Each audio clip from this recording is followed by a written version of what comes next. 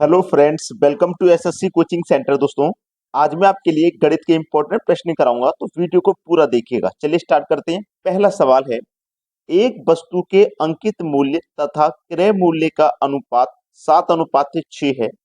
यदि 10% छूट दी जाती है तो लाभ कितना प्रतिशत है? देखो, एक तो होता है कॉस्ट प्राइस और एक होता है सेलिंग प्राइस। ठीक है। अब इनका इनका यहाँ पे बोला गया है कि 10% छूट दी जाती है। तो सबसे पहले आपको क्या करना है, एक चीज याद रखें कि आपके पास एक वस्तु के अंकित मूल्य बोला है।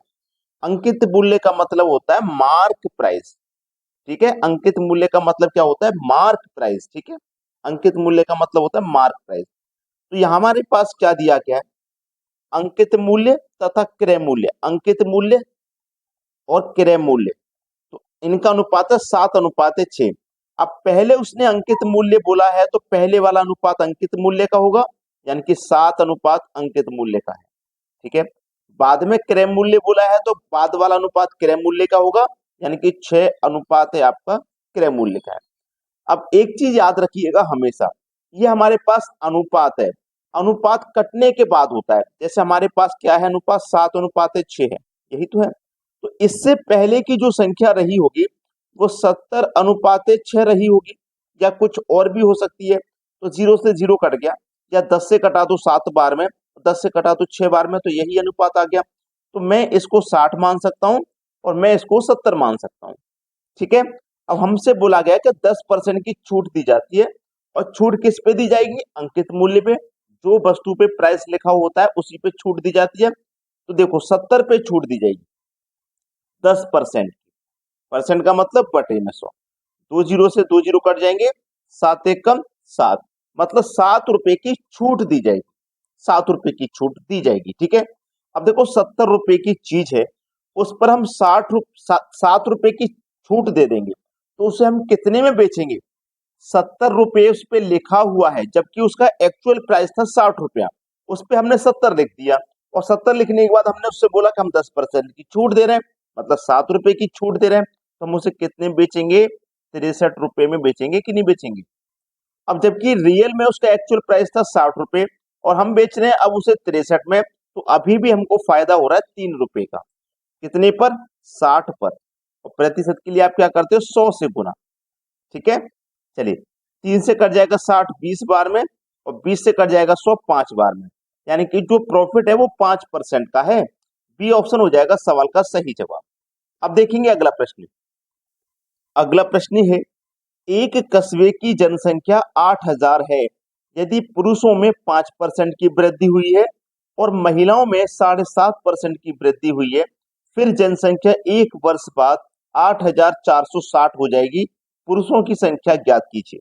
देखो, आपके पास जो टोटल जनसंख्या है वो है 8,000।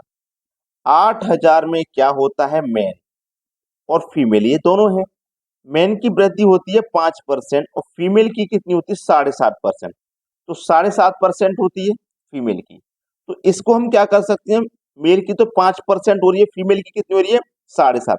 तो हम 7.5 को लिख सकते हैं 5% और प्लस 2.5% लिख सकते हैं। क्यों लिखेंगे? अभी समझ में आ जाएगा। क्योंकि हमारे पास जो टोटल जनसंख्या है वो है 8,000। पुरुष हमारे कितने हैं? 5%। तो 8,000 का मैं 5% निकाल लूंगा। परसेंट का मतलब बटे में 100। दो जीरो से कट गए दो जीरो। 80 का गुना 5 से कर दो, कितना हो जाएगा? 400। ठीक है। अब देखिएगा, टोटल जनसंख्या 8,000 थी, पुरुषों की बढ़ गई 400, तो हो जाएगी 8,400। लेकिन ये हो रही है 8,460। ठीक है। तो ये 60 भी तो बढ़ रही है, यानी कि 5% का मान 400 है। 5% का मान 400 यहां भी होगा। जब यहाँ 400 है तो यहाँ भी 400 होगा। और इस 2.5% का मान है फिर ये 60, यानी कि 5% के बदले में 400 बढ़ रही है, तो इस 2.5% के बदले में 60 बढ़ेगी। ठीक है। तो हमारे पास जो 2.5% की वैल्यू है ना, 2.5% की वैल्यू वो 60 के बराबर है। 2.5% की वैल्यू 60 के बराबर है। ठीक है। तो देखिए, अब हम इसे कैसे करेंगे? 2.5% की वैल्यू 60 के बराबर है, हमें तो चाहिए 100% का मान। तो कैसे निकालेंगे? 60 लिखेंगे। ठीक है। 60 लिखेंगे, ये ढाई कहाँ आ जाएगा? 60 के बटे में आ जाएगा आपका ढाई। ठीक है, 60 के बटे में आ जाएगा 2.5, और परसेंट का मतलब अब ये गुना में पहुंच जाएगा 100 ऊपर, 100% का मान निकालना है, 100 ऊपर रखिए, दशमलव को हटाइए, एक संख्या है तो एक जीरो यहाँ आ जाएगा, 25 से कट जाएगा 100 4 बार में, 600 का गुना 4 से कर दो 2400। ठीक है, 600 का गुना हमने 4 से कर दिया तो कितना आ गया, 2400 आ गया। अब देखो ये कितना आ गया हमारा, 2400।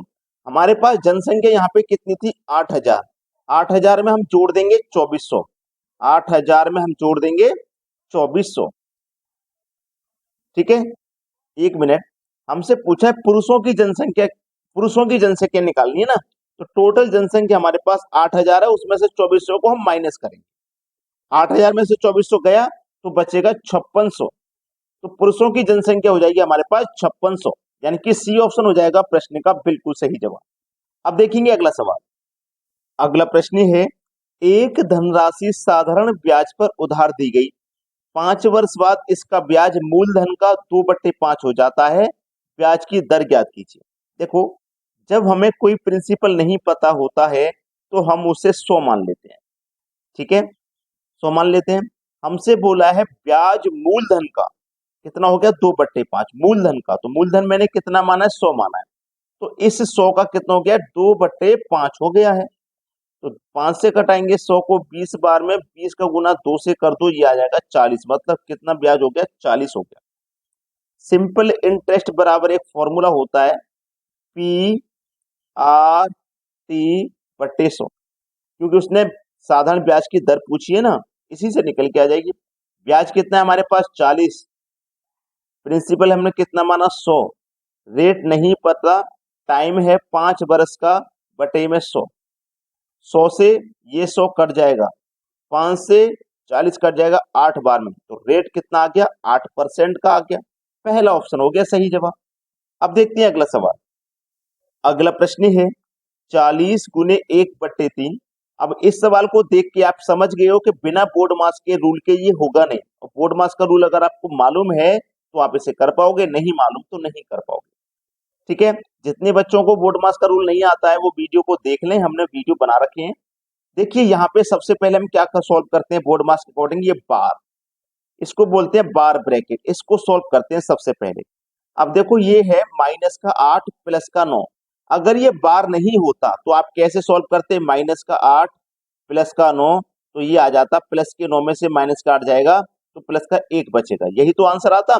लेकिन इसके ऊपर जब बार है तो इसको जोड़ा जाएगा, जोड़ेंगे 8 और 9 17, अब यहाँ पे माइनस है तो ये आ जाएगा माइनस का 17, इतने का मान आ गया 17। ठीक है, ये होता है।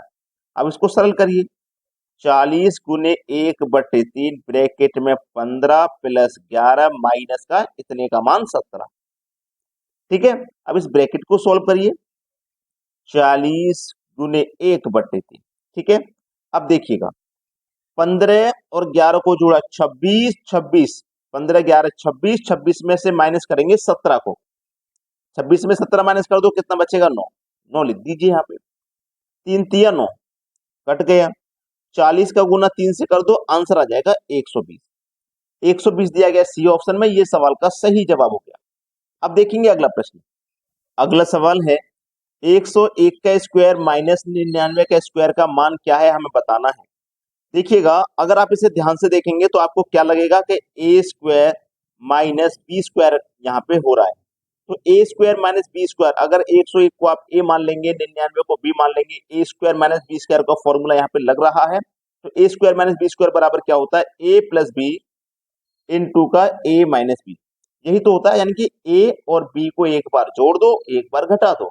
चलिए कर देते हैं, ए का मान कितना है 101, बी का मान है 99, ए का मान है 101, बी का मान है 99। ठीक है, 101 और 99 को जोड़ेंगे तो 200 हो जाएगा, इंटू 101 में से 99 घटाएंगे 2 हो जाएगा, 200 का मल्टीप्लाई 2 से कर देंगे तो ये 400 हो जाएगा।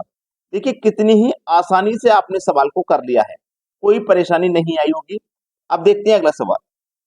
अगला प्रश्न है, यदि ए के बटे में 9, बी के बटे में 11, सी के बटे में 13 है तो इसका मान बताना है।